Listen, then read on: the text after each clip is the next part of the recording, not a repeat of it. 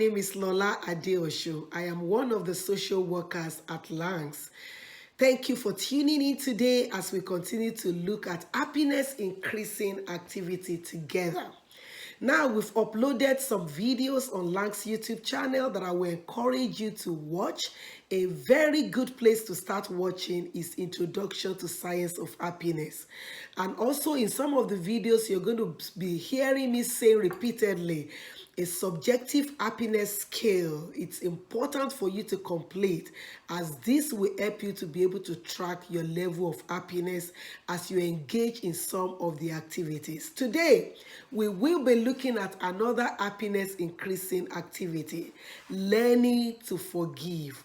Learning to forgive. My objectives today is to be able to introduce you to the benefit of learning to forgive as happiness increasing activities, and also to be able to encourage you to experience a learning to forgive to be able to improve your level of happiness.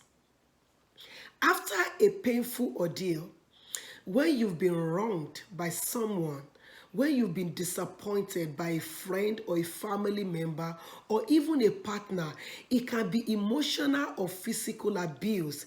It may even involve a level of insult or an offense or a betrayal by someone that you've trusted for so many years. The usual response we have is to want to really pay that person back or reciprocate the negative attitude of that person towards us, to reciprocate with equal harm. And sometimes we may even want to avoid the person, and just pretend as if this person never existed in our lives. We could even seek revenge. These are normal ways of responding to any negative event that we've experienced in our lives. Before I go into what forgiveness is, I would like to really explain what forgiveness is not first. You see, forgiveness is not reconciliation. When I'm asking you to forgive, I'm not saying reconcile with the person completely. No. Neither is forgiveness. It's not necessarily involve, reestablishment of the relationship back as if the offense never happened. It's not even a pardon. I'm not asking you to just say, okay, I let you go, everything is good between us right now. No. I'm not asking you to justify the offense or minimize it or tolerate it. Forgiveness is not, it doesn't mean excusing or denial of the event. Forgiveness, and forget. Forget, that's easier said than done. Forgiveness does not mean that you have to deprogram the occurrence from your brain and pretend as if it never happened or even forget about it altogether. Forgiveness is not reconciliation, and neither is it forgetting. What exactly is forgiveness? Forgiveness is a shift in thinking or a change in thought in such a way that your desire to want to harm the other person who has wronged you has decreased, and your desire to want to do them good has increased. I'll repeat that again. Forgiveness is a change in thinking, a change in thought in such a way that your desire to want to revenge and hurt the people who have wronged you has decreased, and your desire to want to do them good has increased. It's important that we forgive because inability to forgive is associated with persistent overthinking, rumination, which could increase your level of anxiety and lower your self-esteem and confidence. People who engage in practicing forgiveness, do you know research has shown us that they have lower anxiety and higher self-esteem. And also, when you forgive, do you know it allows you to be able to move on? In life, you are able to move on because there is clarity, there is strength to be able to fulfill your goals and your passion in life. And also, who doesn't hurt other people? We have all wronged other people at one point in time.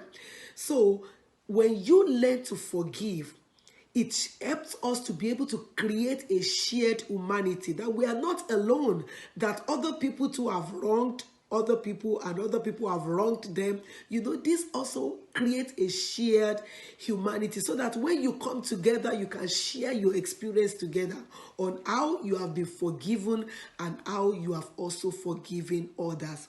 And also remember that forgiveness is for you, not the other person. Forgiveness is actually for you, not the other person. I will often say that forgiveness, unforgiveness is like drinking a bottle of poison, and you expect that bottle of poison to kill the other person. You are hurting you when you hold on. How can we practice forgiveness? I've got about 8 skills here for you that will help to be able to teach you best ways to forgive people who have hurt you. The first one I have is appreciate being forgiven. Appreciate being forgiven. The second one is imagine forgiveness.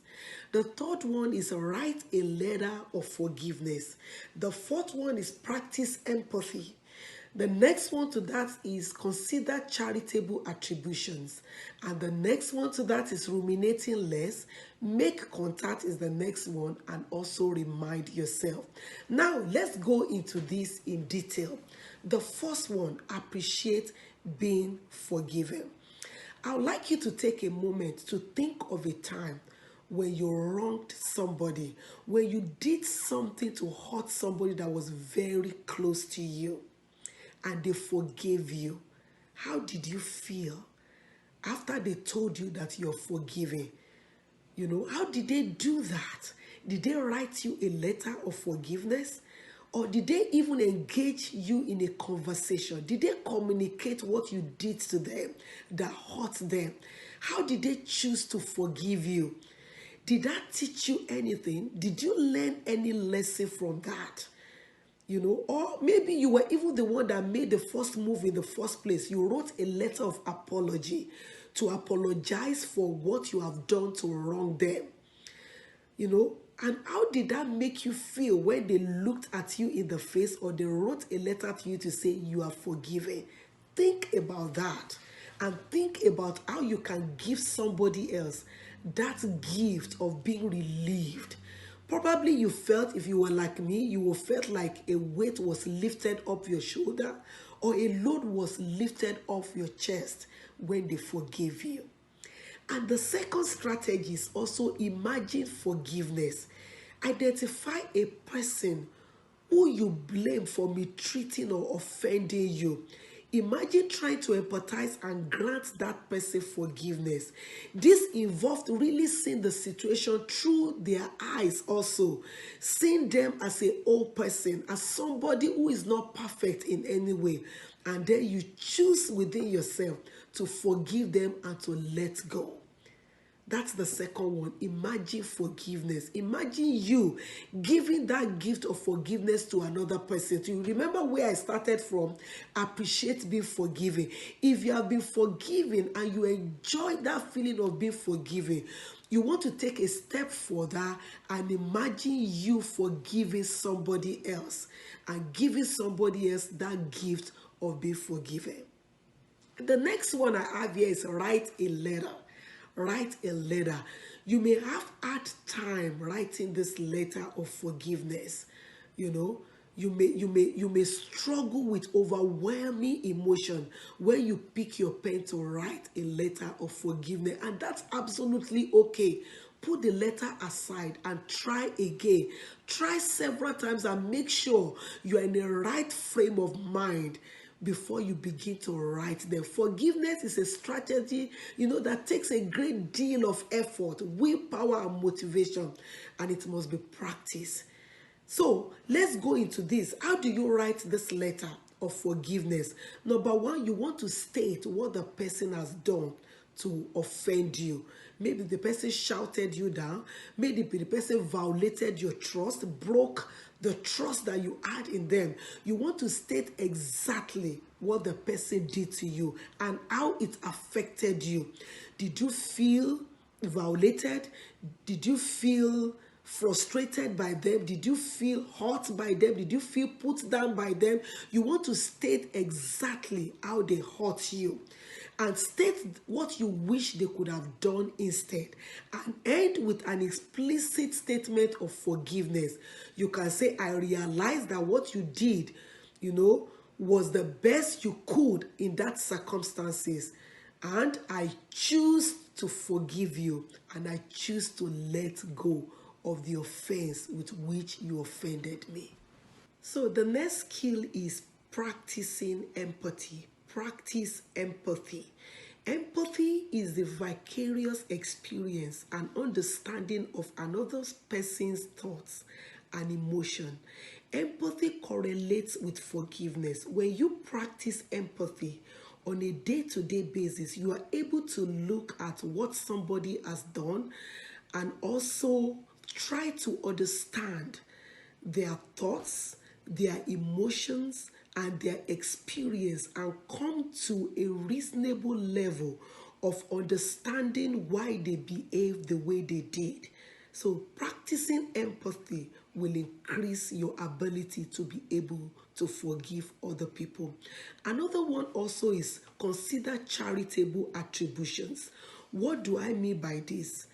Can you just take a moment and consider possible or charitable attributes of the person who harmed you?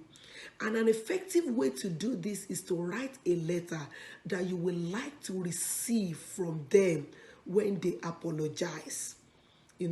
What explanation might this person give to you? Is it reasonable? Would you believe the person? Would you give the person that benefit of doubt? Write this letter. Read it to yourself. That may change your perception of the situation and the person in question. And the next one to that is ruminate less. Rumination is considered a barrier to forgiveness. What I often tell most of my clients is when you ruminate over a negative event, it's like having a plant in front of you and you keep watering it. The more you water it, the more the plant grows. So when you begin to ruminate over the event in your mind, how you felt, you become angrier. You become irritable. It fuels the anger more and more. So make a conscious effort not to ruminate over the event. Rather, you can distract your attention by doing something fun that you enjoy doing. You can distract yourself by reading some novels, watch a comedy movie, you can garden, you can do all sorts of fun things that you enjoy doing instead of ruminating. And when that thought of the person hurting you wants to come, just say, no, I'm not going to feed this plant. I'm putting it aside. I'm not going to water this plant. So forgive others, not because they deserve to be forgiven, but because you deserve peace. Forgive others, not because they deserve to be forgiven, but because you deserve peace. Now, let's move to the next one. Make contact. Make contact. Sometimes there is merit in sending the letter of forgiveness, or make that contact, or it could even be a phone call to say, I'm sorry. It could be a trip to where they are, just to be able to express your forgiveness. It can be appropriate and healthy and happiness promoting when you make that contact. This is to benefit the other person and your relationship with them. It may backfire, but it may bring joy. You don't know until you try it out and see how it goes. So I'm going to encourage you to just make that first move of reconciliation with the person. And the last one, but not the least, is the fact that you need to remind yourself that this is a gift that you are giving to yourself. If forgiveness is your happiness increasing activity, you have chosen a difficult but ultimate meaning and rewarding path. Just do it. Remind yourself. And when you find yourself slipping into old habits of bitterness, ruminating, not wanting to forgive, just remind yourself that, you know what, this is my happiness increasing activity and I'm going to do it. I'm going to choose to forgive. It's a choice that you make and it's a conscious effort. You have to be intentional about it because it increases your level of happiness. Thank you very much for tuning in today to watch this video with me. Please stay tuned for other videos on this YouTube channel. And if you have not subscribed to our channel, please press the button subscribe. And we will see you in our next video. Thank you. Please stay safe and stay well. Bye.